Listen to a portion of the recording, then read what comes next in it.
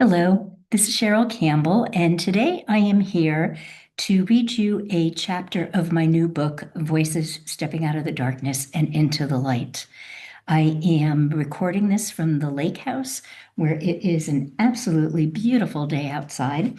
And I am really looking forward to getting out there and going kayaking, but I really wanted to do this first because I am so excited about this book. And I hope you are too. So let's do the first introductory chapter. It's called The Question That Sparks the Journey. Let's begin. Why the hell are we here? Lisa's voice cut through the steady rhythm of the waves, a question that didn't just float in the air, but lingered, settling deep in my chest. It wasn't the first time I thought about it, but hearing it aloud made it feel heavier, more urgent.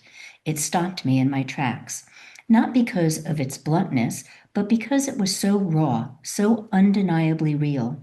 It was a question you couldn't ignore, one that demanded to be felt as much as answered. Earlier that morning, I made my way down to the beach to meet Lisa for coffee. The air had the crisp edge of autumn, carrying the scent of salt and the promise of rain. Waves rolled in with their familiar rhythm, a comforting soul I'd grown up with, a reminder that some things never change.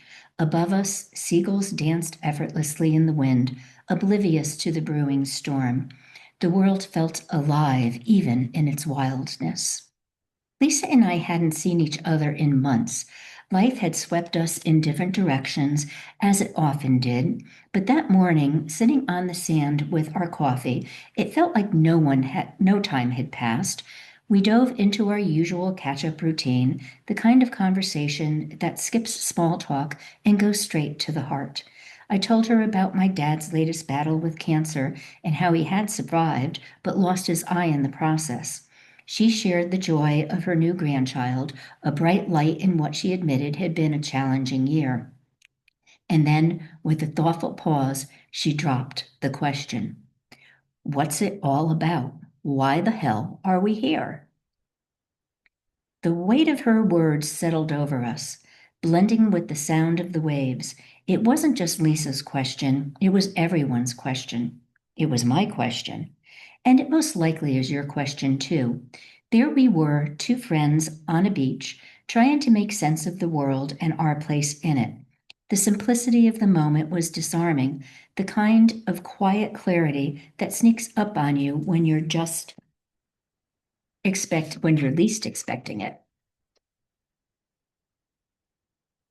I took a deep breath, letting the salty air fill my lungs. I think we're here for a reason, I said, more to myself than to her. I think, deep down, we all know it too. We just forget. Lisa tilted her head, her eyes searching mine. Forget what? That our souls chose this, I replied. This life, this moment in time, it's not random. I don't think there are coincidences anymore. I think we're here for a purpose, even if we can't always see it. The words felt both terrifying and comforting to say aloud. Terrifying because admitting it meant believing it.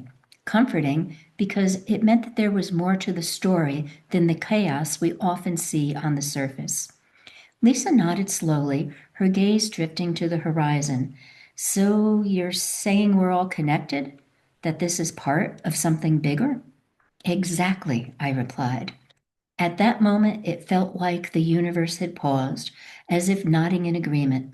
The wind swirled around us, the waves continued their dance with the shore, and I felt a quiet certainty settle in my heart. This wasn't just a conversation, it was a reminder, a nudge to remember the truth we so often forget in the busyness of life. That question didn't just linger, it became a quiet guide, like a whisper from my soul, showing up in moments of uncertainty and reminding me of the unfolding path of my own awakening. It wasn't an invitation to begin, but a call to continue, a deeper exploration of the growth and healing that had already shaped my journey. As Lisa and I sat on the beach, I didn't have all the answers. I still don't. But what I do have is a deep understanding that we're all on a path of awakening. If you're reading this, I believe it's not by chance. Some part of you already knows there's more, and you're ready to remember too.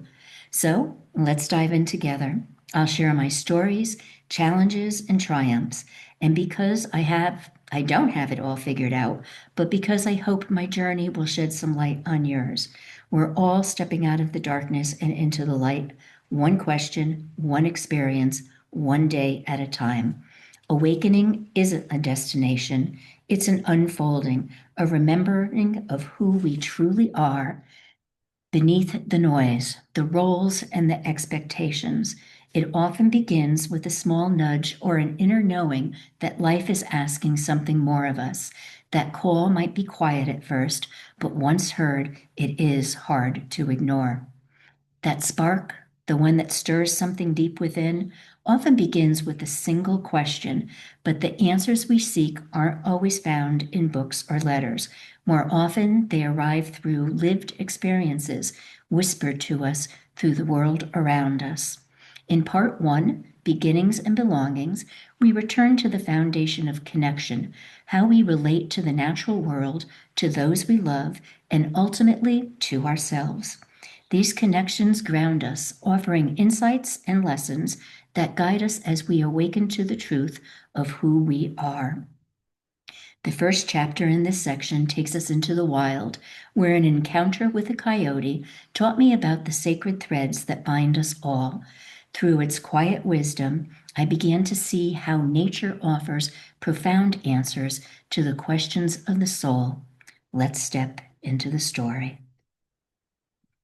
That's the opening chapter, more of an introduction to the book, and I hope you enjoyed it.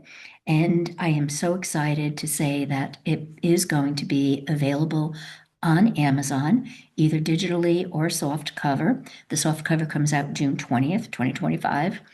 And it will then be available in other stores like Barnes and Nobles, Walmart's, Targets, and the like. So if you did enjoy this chapter and you want to hear a little more, I will be doing another chapter or two and releasing it over the next week or so.